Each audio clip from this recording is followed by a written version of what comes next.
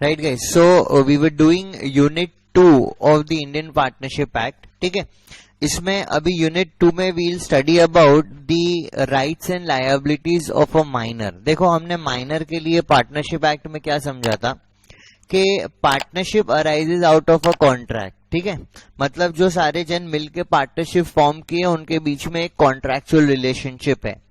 We also know that minor is incapable of contracting. अगर कोई minor के साथ कॉन्ट्रैक्ट बनाता है that contract is void ab initio. तो इन दोनों प्रोविजन को अगर साथ में देखे we can conclude that a minor can not become a partner in a partnership firm, because जो पार्टनरशिप है वो कॉन्ट्रैक्ट से अराइज होता है और जो माइनर है वो कॉन्ट्रैक्ट करने में केपेबल नहीं है. Therefore a minor can not become a partner in a partnership firm. But फिर हमने देखा था कि भाई पार्टनरशिप एक्ट में by virtue of a specific provision, right, section 30 ने बोला कि भले ही एक माइनर पार्टनर नहीं बन सकता but with the consent of all other partners in the firm a minor may be admitted to the benefits of partnership. Right, तो ये बेनिफिट्स ऑफ पार्टनरशिप क्या होता है हम अभी समझेंगे. देखो कॉन्ट्रैक्ट एक्ट ने माइनर को बेसिकली कॉन्ट्रैक्ट करने से डीबार क्यों किया, बोला ऐसा कि भाई माइनर के साथ जो कॉन्ट्रैक्ट होगा वो क्या है, void ab initio. Basically Indian contract act चाहता है कि माइनर का कोई अनड्यू एडवांटेज ना उठा ले. Right, the contract act let's say says that only those people who have the capacity to understand the contract and to analyse the impact of the contract on their own interest, उन्हीं को contractual capacity दी, उन्हीं को contract बनाने की permission दी. So they thought that minor का कोई undue advantage उठा सकता है. May be minor are not able to understand the contract properly and the impact of the contract on their own interest. इस वजह से उन्होंने बोला कि भाई माइनर को कॉन्ट्रैक्ट बनाने से नहीं हम अलाउ करेंगे. बिकॉज कॉन्ट्रैक्ट बनाते ही देखो दो चीज अराइज होती है, एक राइट दूसरा ऑब्लिगेशन, एंड माइनर के ऊपर ऑब्लिगेशन देना नहीं था. इसलिए यहाँ पे इंडियन कॉन्ट्रैक्ट एक्ट ने तो बोला कि भाई माइनर को कॉन्ट्रैक्ट नहीं बना सकता. पार्टनरशिप के अंदर बोला कि भाई पार्टनरशिप इज अ कॉन्ट्रैक्ट. तो दोनों का कंबाइंड रीडिंग बोलता है कि minor can not become a partner.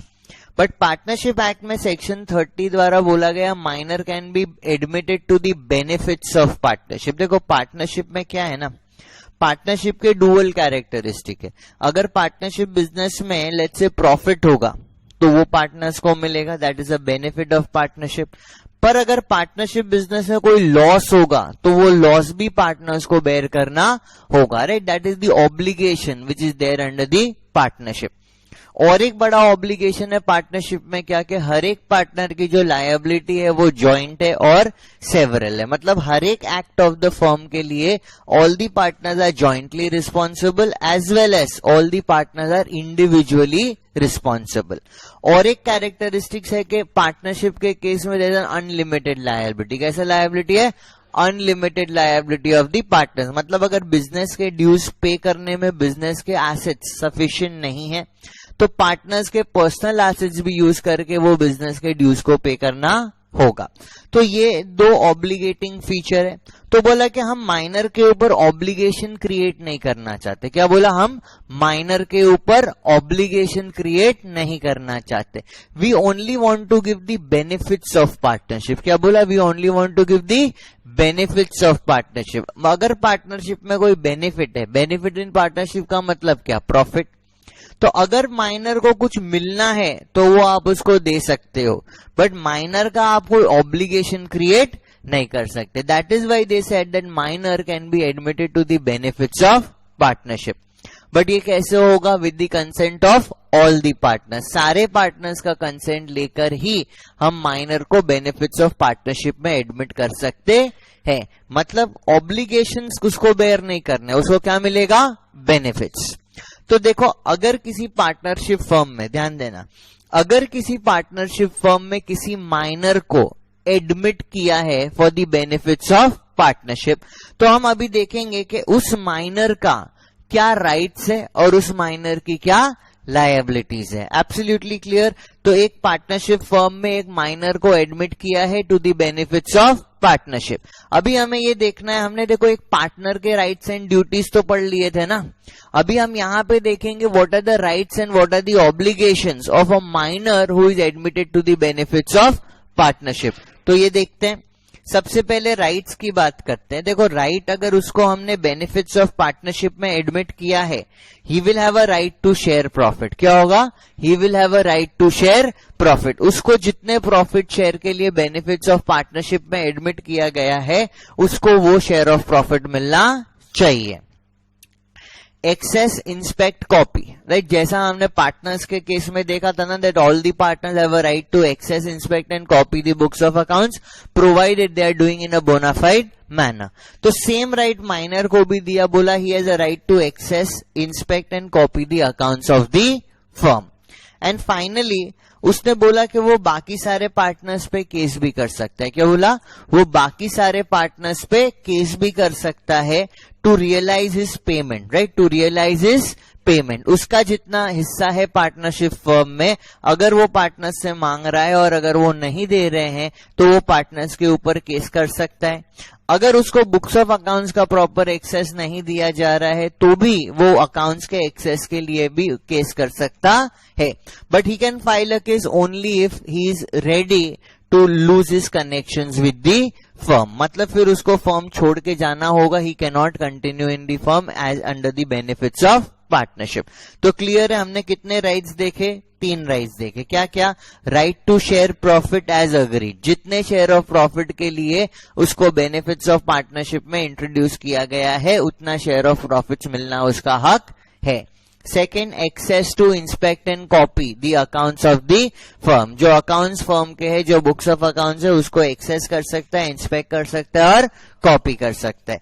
Sue the other partners, sue the other partners मतलब दूसरे पार्टनर्स पे एक लीगल केस कर सकता है, right. Sue the other partners for accounts and payment of his shares, right. Sue the other partners for accounts and payment of his share, but only when severing his connections with the firm, right, but only when severing his connections with the firm. फिर उसके बाद he will have to break his connections with the firm, he will not be able to continue under the benefits of partnership. Absolutely clear. तो ये 3 right देखे। अभी extent of his obligation या liability देखते हैं। देखो सबसे पहला फीचर हमने क्या बोला था कि पार्टनरशिप बिजनेस में हर एक पार्टनर की लायबिलिटी कैसी होती है? अनलिमिटेड। यहां पे सबसे पहला पॉइंट, नो पर्सनल लायबिलिटी। क्या बोला? No personal liability, right. Minor is not personally liable. तो बाकी सारे पार्टनर्स क्या पर्सनली लायबल है? यस। बट क्या minor who is admitted to the benefits of partnership personally liable है? नहीं। सेकेंड, अभी देखो क्या होता है ना कि the other partners are personally liable, मतलब अगर फर्म के एसेट सफिशिएंट नहीं है तो फिर पार्टनर्स के इंडिविजुअल पर्सनल एसेट्स यूज करके भी फर्म की लायबिलिटी पे करेंगे। बट एक माइनर जिसको बेनिफिट ऑफ पार्टनरशिप में एडमिट किया गया है, his liability is limited only to the extent of his share of profits and property in the firm. मतलब कि समझो एक माइनर को बेनिफिट्स ऑफ पार्टनरशिप में इंट्रोड्यूस किया गया, उसका share of profits and property in the firm is 5 lakh. कितना है? 5 lakh on a particular day. अगर फर्म की एक बड़ी लायबिलिटी अराइज हो जाती है, राइट, अगर फर्म की एक बड़ी लायबिलिटी अराइज हो जाती है, राइट, बाकी सारे पार्टनर्स क्या है? Personally liable. वो लायबिलिटी मीट करने के लिए उनको उनके पर्सनल रिसोर्सेज भी लगाने होंगे। बट एक माइनर जो है ना, उसकी लायबिलिटी इज लिमिटेड, उसकी लायबिलिटी इज लिमिटेड। क्या है limit? His share of profits and property in the firm. मतलब मैक्सिमम उसका कितना यूज कर सकते हैं? 5 लाख। उसका जितना फर्म में हिस्सा है, वो फर्म का जो हिस्सा है वो पेमेंट में यूज हो सकता है, बट उससे एक्सेस कुछ लिया नहीं जा सकता है। मतलब what we are trying to say कि माइनर को नुकसान नहीं होगा कभी भी, राइट। माइनर को नुकसान नहीं होगा कभी भी। जो बेनिफिट उसको मिला है, अगर फर्म की लायबिलिटीज कुछ अराइज हो जाती है तो वो बेनिफिट्स को यूज कर सकते हो to pay off that liability. But the minor can not be asked to bring personal resources to pay the debts of the firm. Clear है? सो माइनर का पहला पॉइंट क्या बोला लायबिलिटीज का? No personal liability. क्या बोला? No personal liability. Extent of liability of the minor admitted to the benefits of partnership. Extent का मतलब क्या? लिमिट। एक्सटेंट का मतलब क्या? Limit. What is the limit of liability of a minor who is admitted to the benefits of partnership? क्या बोला? Liability confined. Liability confined. Confined का मतलब limited. Right? Confined का मतलब limited. Liability confined only to his share of profits and property in the firm. Firm में उसका जितना हिस्सा है वो हिस्सा आप यूज कर सकते हो to pay the debts of the firm, but क्या उससे ओवर एंड अबव उससे कुछ मांग सकते हैं? Answer is no. इसलिए हम इसको बोलते हैं to the benefits of partnership. मतलब अगर प्रॉफिट्स है तो उसको मिलेगा, अगर लॉसेज है तो उसको पर्सनली बेयर करने की जरूरत नहीं है। Absolutely clear? सेकेंड, देखो ध्यान से समझना, who is an insolvent? Insolvent is a person who ceases to pay his debt। मतलब जो नॉर्मली हम बोलते हैं ना बैंकरप्ट, जिसके लायबिलिटीज ज्यादा है, एसेट्स कम है, मतलब उसके पास एक डेफिशिएंसी है, वो अपनी लायबिलिटीज को पे नहीं कर पा रहे, राइट? उसको क्या बोलेंगे? इंसॉल्वेंट। तो देखो इंडियन कॉन्ट्रैक्ट एक्ट तो क्या बोलता है कि भाई माइनर के साथ कॉन्ट्रैक्ट ही नहीं हो सकता। क्या? माइनर के साथ कॉन्ट्रैक्ट ही नहीं हो सकता, मतलब माइनर की कोई लायबिलिटी अराइज हो ही नहीं सकती। तो देखो माइनर कभी भी इंसॉल्वेंट डिक्लेयर नहीं हो सकता, राइट? माइनर कभी भी इंसॉल्वेंट डिक्लेयर नहीं हो सकता, राइट? तो minor can not be declared as an insolvent. But partnership firm तो इंसॉल्वेंट हो सकती है ना, कि पार्टनरशिप फर्म की लायबिलिटीज बहुत सारी हो गई, एसेट्स बहुत कम है, मे बी बहुत टाइम से लॉसेज इनकर कर रही है वो firm. So minor can not be declared as insolvent because minor को कोई ऑब्लिगेशन कॉन्ट्रैक्ट एक्ट में दिया ही नहीं है। क्या बोला? अगर बेनिफिट है तो माइनर को दे दो, बट अगर कोई लायबिलिटी है तो माइनर उसके प्रति लायबल नहीं है। So therefore minor can not be declared as insolvent. But if the firm is declared insolvent, मतलब पार्टनरशिप फर्म इंसॉल्वेंट हो गई, उस केस में क्या होगा ना, माइनर का जितना हिस्सा होगा फर्म में, किसका हिस्सा? माइनर का जितना हिस्सा होगा फर्म में, वो फर्म के ऑफिशियल लिक्विडेटर के पास चला जाएगा। किसके पास जाएगा? फर्म के ऑफिशियल लिक्विडेटर के पास चला जाएगा। मतलब उस हिस्से को यूज करके फर्म की लायबिलिटीज पे ऑफ कर सकते हैं। बट क्या माइनर से पर्सनली कुछ मांगेंगे? Answer is no. Official liquidator क्या होता है? देखो जब भी इंसॉल्वेंसी प्रोसीडिंग्स होती है, कैसी प्रोसीडिंग्स? इंसॉल्वेंसी। मतलब आप कोर्ट में अप्लाई करते हो कि भाई देखो मेरे एसेट्स कम है, मेरी लायबिलिटीज ज्यादा है, तो मैं अपनी सारी लायबिलिटीज मीट नहीं कर सकता। तो वहां पे कोर्ट में एप्लीकेशन जाएगा, कोर्ट उस एप्लीकेशन के बेसिस पे एक ऑफिशियल को अपॉइंट करेगा, राइट? कोर्ट एक ऑफिशियल को अपॉइंट करेगा। इसको यूजुअली हम लोग बोलते हैं ऑफिशियल लिक्विडेटर और ऑफिशियल रिसीवर। ये ऑफिशियल लिक्विडेटर या रिसीवर क्या करता है? इसको जिम्मेदारी दी जाती है कि जो इंसॉल्वेंट हुआ है उसके सारे एसेट्स बेचे, उससे जो पैसा रियलाइज हो उससे लायबिलिटीज को पे ऑफ करे।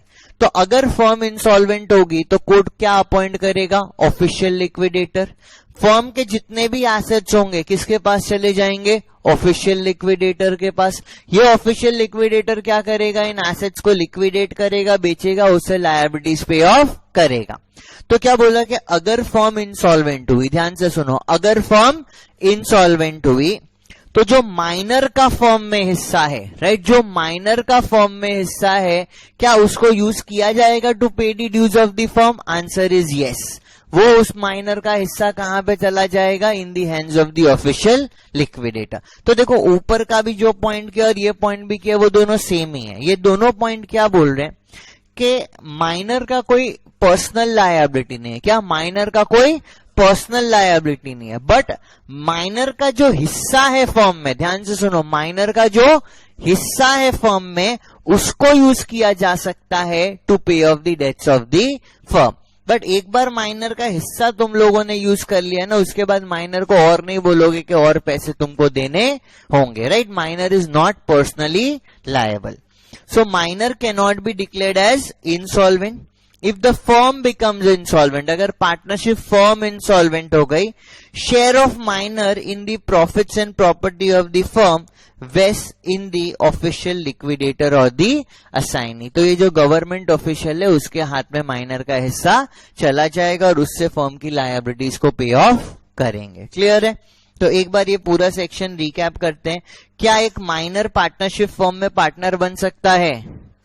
Can a minor become a partner in a partnership firm? Why?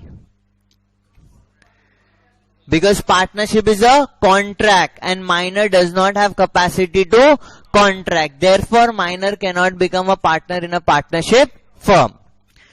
तो क्या किसी भी तरह से माइनर पार्टनरशिप के साथ एसोसिएट हो सकता है? यस। कैसे हो सकता है? He can be admitted, right? He can be admitted. किसमें? To the benefits of the partnership, right? He can admit it to the benefits of partnership. कौन सा section? Section 30 of the partnership act. अगर एक minor को admit कर लिया, right? अगर एक माइनर को एडमिट कर लिया to the benefits of partnership, तो उसे क्या राइट्स है और उसके क्या लायबिलिटीज? अगर राइट्स की बात करें, क्या क्या है? To get the share of profit as agreed, access to inspect and copy the accounts of the firm, sue the other partners of the firm for a share of profit, for accounts and payment of his share, but only when he wants to sever his connection with the firm. Absolutely clear? 3 rights एकदम ध्यान में आ गए। Liabilities के लिए क्या बोला? No personal liability. क्या बोला?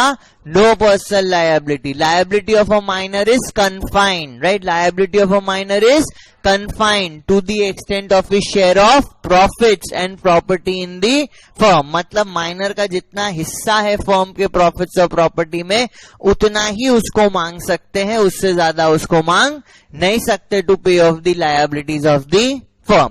Can a minor be declared as an insolvent? But can a firm be declared as an insolvent? Yes.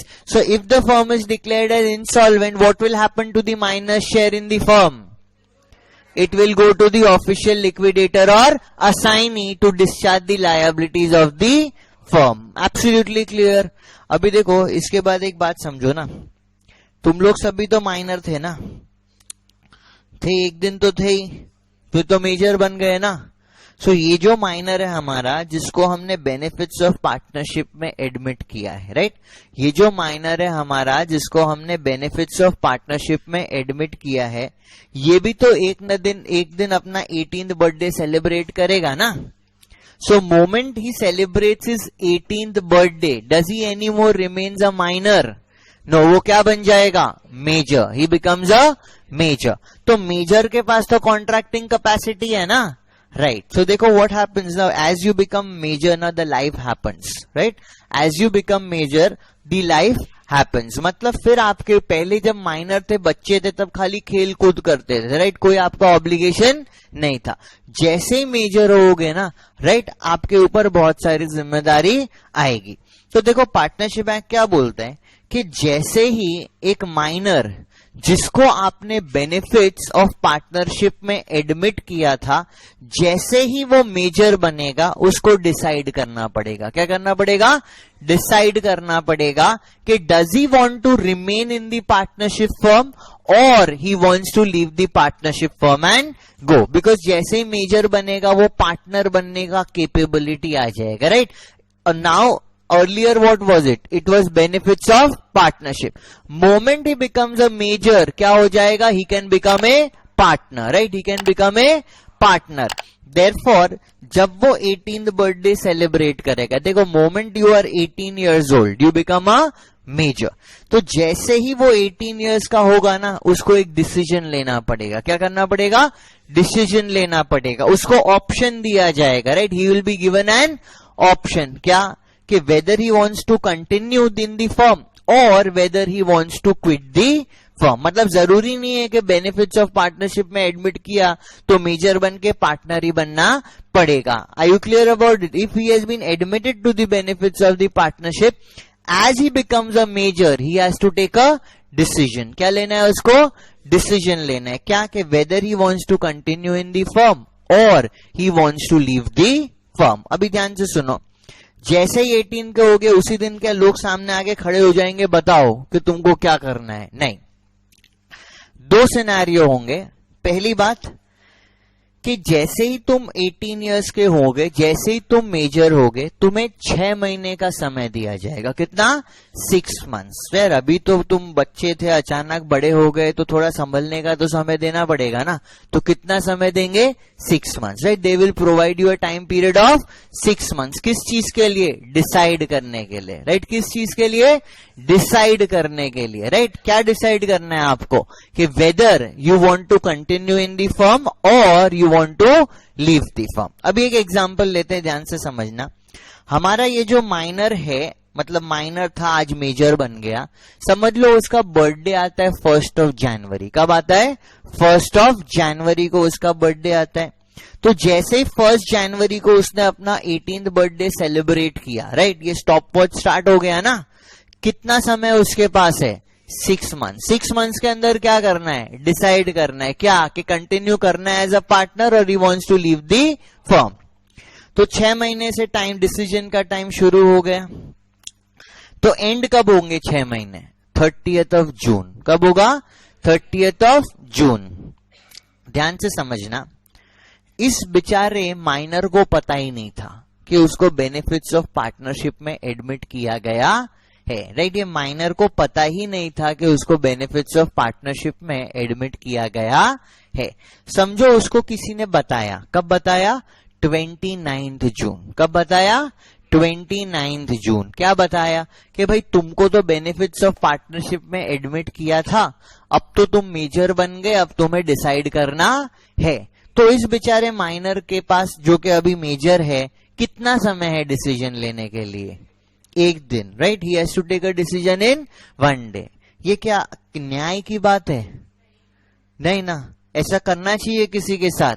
नहीं। तो बोला कि यार देखो, ये जो 6 महीने का समय स्टार्ट होगा ना डिसीजन लेने का, it will start either from the date of attaining majority.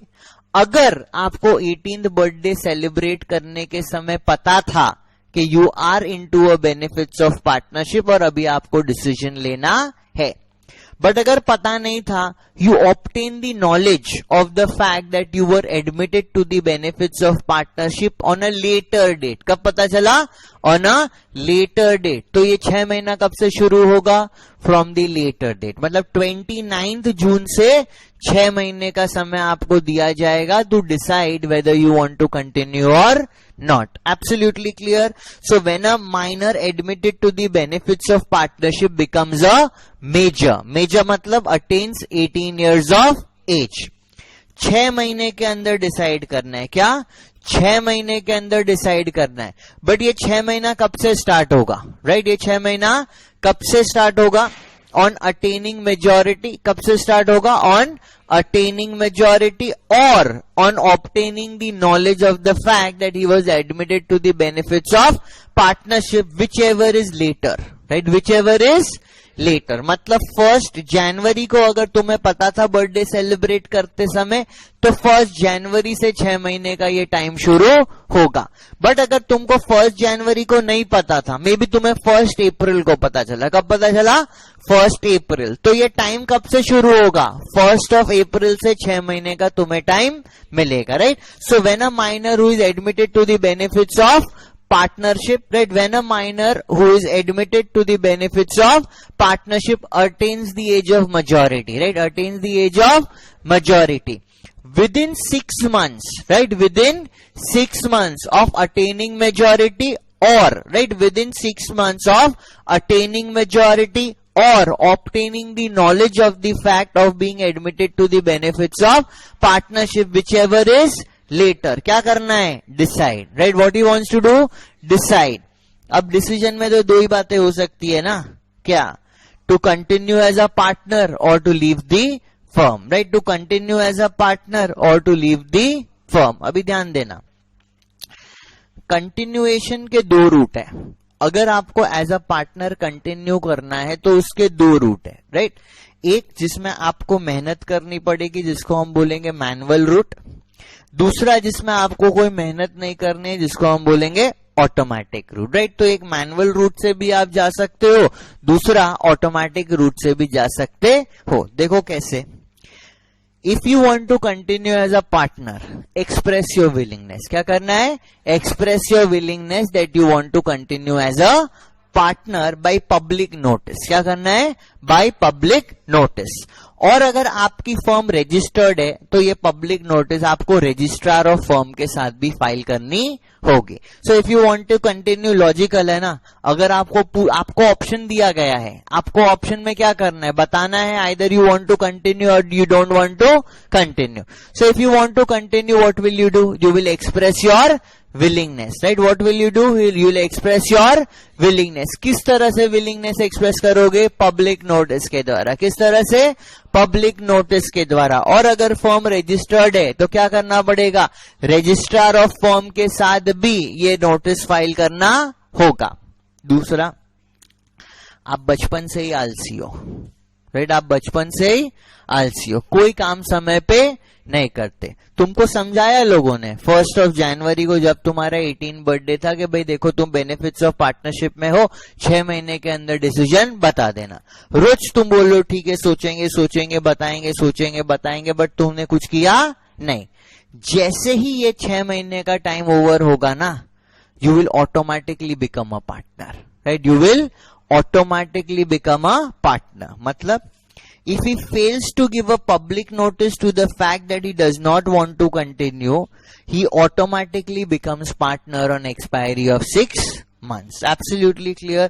तो अगर आप एक्शन नहीं लोगे 6 महीने के अंदर, अगर आप डिसीजन, मतलब 6 महीने के अंदर ना बोलना जरूरी है। क्या? 6 महीने के अंदर ना बोलना। If you want to continue you can stay silent, कोई प्रॉब्लम नहीं है। 6 महीना ओवर होगा, ऑटोमेटिकली तुम्हें पार्टनर मान लिया जाएगा।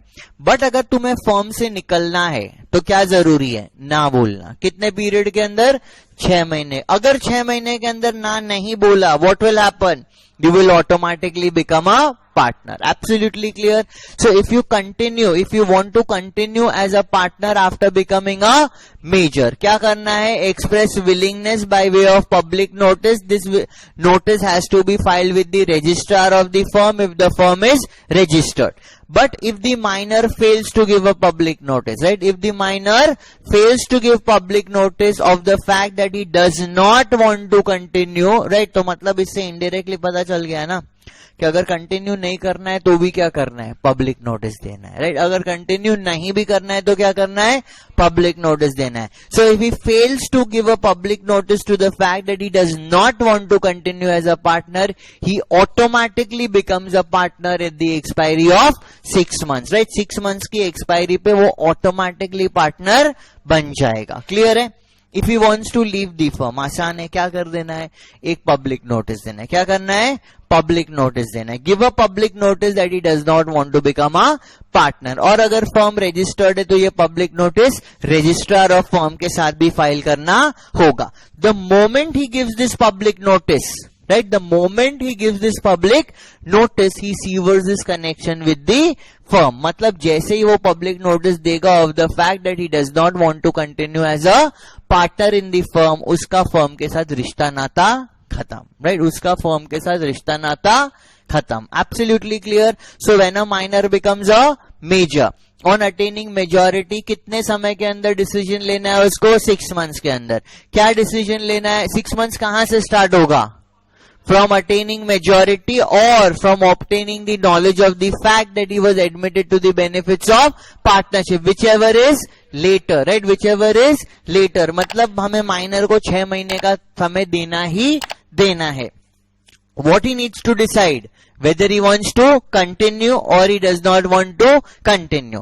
Continue के अंदर कैसे रूट है? 2 रूट, एक मैनुअल, दूसरा ऑटोमेटिक। मैनुअल रूट में क्या है? फाइल गिव, मतलब उसको अपना विलिंगनेस एक्सप्रेस करना है, राइट? उसको अपना विलिंगनेस एक्सप्रेस करना है that he wants to continue by way of a public notice. Firm registered है तो पब्लिक नोटिस को भी रजिस्ट्रार के साथ फाइल करना है। अगर वो 6 महीने के अंदर डिसीजन नहीं लेता, right, if he fails to give a public notice to the fact that he does not want to continue as a partner, he automatically becomes a partner on the expiry of the 6 months, right? तो अगर बनना है तो public notice करके बोल दो कि भाई हम पार्टनर बनना चाहते हैं। अगर पार्टनर नहीं बनना है तो 6 महीने के अंदर नोटिस देना ही होगा। अगर 6 महीने तक तुमने नोटिस नहीं दिया, 6 महीने की एक्सपायरी पे you will automatically become a partner. Then if you want to leave the firm, what you need to do? Give a public notice. If you want to leave the firm, what you need to do? Give a public notice that he does not want to become a partner, right? Give a public notice that he does not want to become a partner and file the notice with the registrar if the firm is registered. देखो इतना तो समझ में आ गया। और जैसे ही ये public notice देगा ना, उसका फर्म के साथ रिश्ता नाता खत्म, right? Such notice will determine will terminate his position in the firm.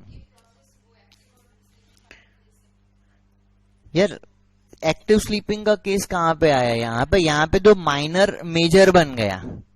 जब वो माइनर था तो he was benefits who was admitted to the benefits of the partnership ना। वो एक्टिव स्लीपिंग का तो कैटेगरी था ही नहीं, because he was not a partner. उसको तो चुपचाप खाली शेयर ऑफ प्रॉफिट लेना था और कुछ करना नहीं था। अभी देखो ये बहुत ही इंपॉर्टेंट सेक्शन है कि अगर आप डिसाइड करते हो पार्टनर बनने का तो क्या आपके राइट्स है और क्या आपके लायबिलिटीज है। और अगर आप डिसाइड करते हो नहीं भाई हमें तुम्हारे साथ पार्टनरशिप करनी नहीं है, तब आपके क्या राइट्स और क्या ऑब्लिगेशंस होंगे। अभी पहला सिनेरियो, आपने क्या किया? आपने डिसाइड किया। आपने क्या किया? आपने डिसाइड किया। क्या डिसाइड किया? कि you want to become a partner. किस तरह से ये डिसीजन हो सकता है? By giving a public notice. या आप आलसी हो, आपने कोई डिसीजन लिया ही नहीं, तो 6 महीने के अंदर automatically you will become a partner. So once a minor becomes a major and becomes a partner, ठीक है, once a minor becomes a major and becomes a partner, उसके राइट्स क्या है? सेम, राइट क्या है? Same to which he was admitted to the benefits of partnership. मतलब उसको अगर 20% शेयर ऑफ प्रॉफिट मिलता था, कितना मिलता था?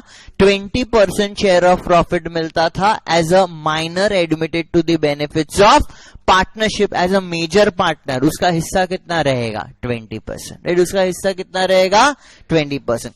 His share in property and profits remains same when he was admitted to the benefits of partnership. His share of profit remains the same as what he was getting while he was admitted to the benefits of partnership. अब ये जो liability है ना, ये बहुत ही ज्यादा भयंकर है, बहुत ही ज्यादा भयंकर है, ध्यान से समझना। As a minor admitted to the benefits of partnership, minor की लायबिलिटी के बारे में हमने क्या समझा था? That his liability is he is not personally liable, right? He is not personally liable. What is the maximum extent of his liability? It is limited और it is confined to his share of profits and property in the firm. पर जैसे ही वो major बनेगा, right, जैसे ही वो major बनेगा और decide करेगा कि मेरे को एज अ पार्टनर कंटिन्यू करना है, he will become personally liable, right? He will become personally liable. ये तो समझ में आता ही है ना, बिकॉज पार्टनरशिप फर्म में सारे पार्टनर्स की लायबिलिटी क्या होती है? Unlimited, right? तो he will become personally liable. But अभी यहां पे देखो कैच है, from the date he was admitted to the benefits of partnership, मतलब मेजर बना उस दिन से पर्सनली लायबल नहीं हुआ। He became personally liable from the date he was admitted to the benefits of partnership. मतलब पार्टनरशिप एक्ट बोलता है वाह बेटे बच्चे थे तब तो खूब तुमने प्रॉफिट खाया, मजे किए, अभी मेजर हो गए ना तो अभी पुराना हिसाब सारा तुम्हारे साथ सल्टाएंगे, right? Therefore personally liable for all the acts of the firm since the date on which, right, since the date on which he was admitted to the benefits of partnership. जिस दिन को उसको रेट्रोस्पेक्टिव लायबिलिटी कब से arise हो गया? Retrospective, right? He become personally liable from a retrospective affect. Retrospective affect मतलब पुराने दिनों से, जिस दिन वो एडमिट हुआ था to the benefits of partnership, उस दिन से वो पर्सनली लायबल हो जाएगा। Absolutely clear about this? तो अगर वो डिसाइड करता है, राइट, अगर वो डिसाइड करता है कि उसको पार्टनर बनना है, या ऑटोमेटिकली वो पार्टनर बन जाता है. What are his rights? क्या सेम?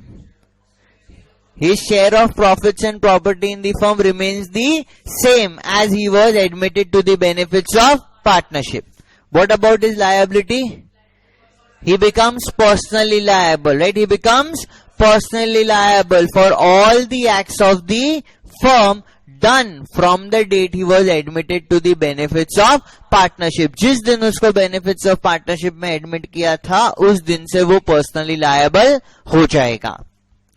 अभी बात करते हैं कि भाई ये छुटकारा पाना चाहता है, ये बोल रहे बेनिफिट तो बहुत ले लिया, अब आपके साथ काम करना नहीं है. मतलब उसने क्या डिसाइड किया? He wants to quit the firm, right? He wants to quit the firm, he does not want to continue. क्या किया उसने? पब्लिक नोटिस दिया. और अगर फर्म रजिस्टर्ड है तो ये पब्लिक नोटिस क्या करना होगा? रजिस्ट्रार के साथ भी फाइल करना होगा. इस सिनेरियो में देखते हैं क्या करना होगा. अभी एक बात समझना, हमारा जो माइनर बच्चा था ना, वो मेजर किस दिन बन गया? 1 जनवरी. हमने क्या बोला? 1 जनवरी. समझो उसने डिसाइड किया 1 अप्रैल को. कब डिसाइड किया? 1 अप्रैल को. ये क्या है? Date of majority. और इस दिन उसने क्या किया? Quit, right? He decided to quit. तो इस पीरियड के दौरान भी तो वो फॉर्म में था ना, इस पीरियड के दौरान भी तो वो फॉर्म में था ना, जनवरी, फेब्रुवरी एंड मार्च. तो अभी क्या होगा? देखो क्या बोला कि rights and liabilities same, right? Rights and liabilities same as that of a minor till the date of public notice. मतलब इन्होंने पब्लिक नोटिस किस दिन दी? इन्होंने पब्लिक नोटिस किस दिन दी? 1/4. इस पीरियड के दौरान He's a deemed minor. He's a deemed minor. ऐसे एज के हिसाब से देखे तो क्या है? Major, right? एज के हिसाब से देखे तो क्या है? मेजर. बट पार्टनरशिप इसको क्या मान लेगा? माइनर. मतलब क्या बोला? His rights and liabilities same. क्या बोला? His rights and liabilities same as that of a minor till the date of public notice. मतलब till the date of public notice he is not personally liable, right? Till the date of public notice, if he decides to quit the firm, he is not personally liable.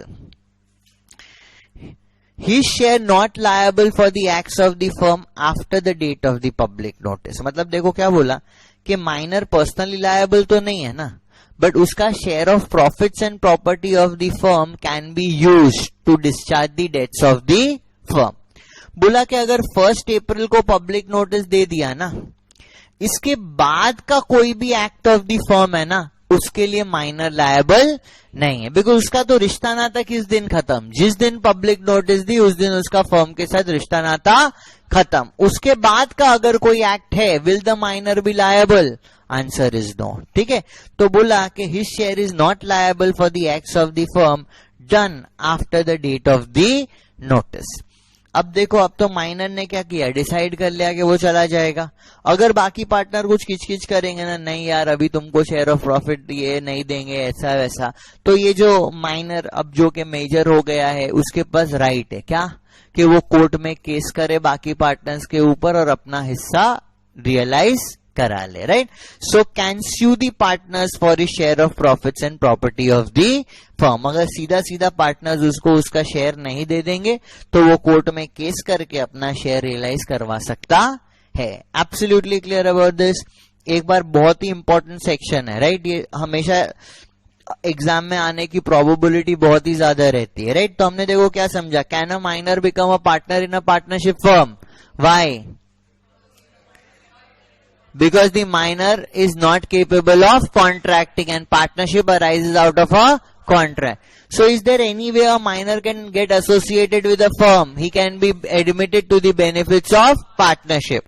What are the rights of a minor admitted to the benefits of partnership? Share of profit as agreed, access to inspect and copy the accounts, sue the other partners for payment of his share and accounts of the firm, only in case he wants to sever his connection with the firm. 3 case समझ में आ गए। उसकी liability क्या है? Minor is not personally liable, right? Minor is not personally liable, ठीक है। His liability is confined to the extent of his share of profits and property in the firm. Can a minor be declared as insolvent? No. If the firm is declared as insolvent, minor का share किसके हाथ में चला जाएगा? Official liquidator या assignee के हाथ में चला जाएगा, right? Which can be used for payment of the debts of the firm. Once the minor becomes a major, what he has to do? Once the minor becomes a major, what he has to do? Decide. What he has to do? Decide. Within what period of time? 6 months. 6 months starts from when? Date he attains majority, or the date he attains the knowledge of the fact that he was admitted to the benefits of partnership. Whichever is later. What he needs to decide? Continue or quit. Continue or quit. Right, so उसको continue करना है तो क्या करना पड़ेगा? He need to express his willingness by way of a public notice. Form अगर registered है क्या करना होगा? File the public notice with the registrar as well. अगर 6 महीने में कुछ बताता नहीं है अगर 6 महीने में कुछ बताता नहीं है, क्या होगा? He automatically becomes a partner. So if he does not give a public notice to the fact that he does not want to continue in the firm on expiry of 6 months, he will automatically become a partner. Once he becomes a partner, what is his rights? Same share of profits and property of the firm as he was admitted to the benefits of partnership. What are his liabilities? He becomes personally liable for all the acts of the firm done from the date he was admitted to the benefits of partnership. If the partner wants to leave the firm, give a public notice. If the firm is registered, file the notice with the registrar. Clear है? फिर what about his rights and liabilities if he decides to quit? What is his rights or liabilities if he decides to quit? His share of profit, नहीं sequentially बोलो. He'll be, क्या होगा? Same share as he was a minor, right? His rights and liabilities same, right? His rights and liabilities same as that of a minor till the date of public notice. मतलब उसको जो अपना share of profit है वो मिलेगा, but his liability के लिए he will not be personally liable, right? Liabilities के लिए he will not be personally liable. His share will not be liable for the acts of the firm done after the date of the public notice. एक बार उसने decide कर लिया कि वो firm quit कर रहे, उसके बाद उसका शेयर लायबल नहीं हो. Can he file a case on the firm? Yes. Can sue the other partners to realize his share of profits and property in the firm. Clear है माइनर के provisions? चलो ग्रेट.